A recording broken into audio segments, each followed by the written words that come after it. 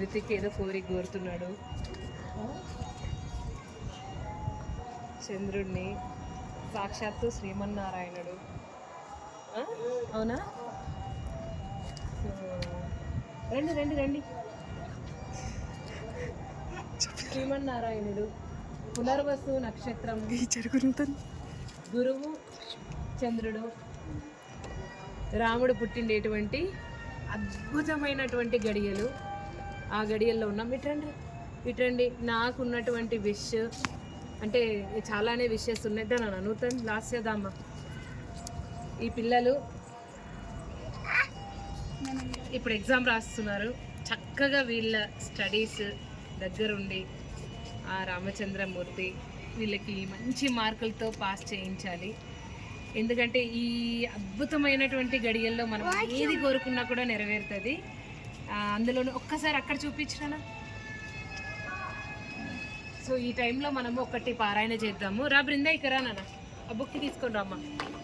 ఈరోజు మనము ఏమంటారు, అంత పర్ఫెక్ట్గా చెప్పలేము లేదు.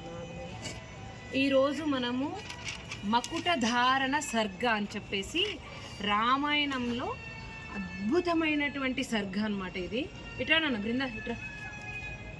ఇది ఎవరైతే పారాయణ చేస్తారో ఇటువంటి సమయంలో ఇంత అద్భుతమైనటువంటి గడియల్లో మనకి రేపటి వరకు కంటిన్యూ అవుతుంది.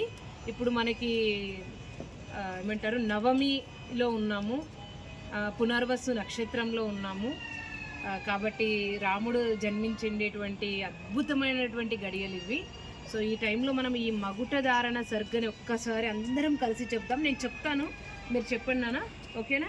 మీకు ఇది నేను వాట్సాప్లో షేర్ చేస్తాను. తర్వాత రేపు కూడా ఒక్కసారి మీరు చదువుకోండి. ఏదైనా ఏదో టీచర్ ఏదో చేపిస్తుంది అని అనుకోకండి. తస్మాత్ శాస్త్రం ప్రమాణస్య. నేను చెప్తుండేది నా సొంత మాటలు కాదు. శాస్త్రంలో ఏమి రాయబడిందో లిఖితపూర్వకంగా అదే నేను మీకు చెప్తున్నాను, ఓకేనా? ఇప్పుడు నేను ఏది చెప్పినా మీరు కరెక్ట్ టెక్స్ట్ బుక్స్లో ఉండేది అని బిలీవ్ చేస్తారా? అవునా? సపోజ్ ఏదో ఆక్సిజన్ హైడ్రోజన్ కంబైన్ అయ్యి వాటర్ ఫామ్ అవుతుంది అని అంటే అవును అని చెప్పేసి మీరు ఎంత స్ట్రాంగ్గా బిలీవ్ అవుతారు?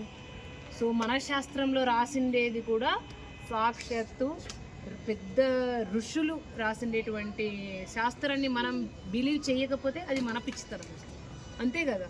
ఇప్పుడు హైడ్రోజన్ ఆక్సిజన్ కంబైన్ అయితే మనకి వాటర్ ఫామ్ అవుతుంది అని నేను నమ్మను అని అంటే అది నిజం కాకపోదు కదా. ఇప్పుడు అది అబద్ధమైతే కాదు కదా.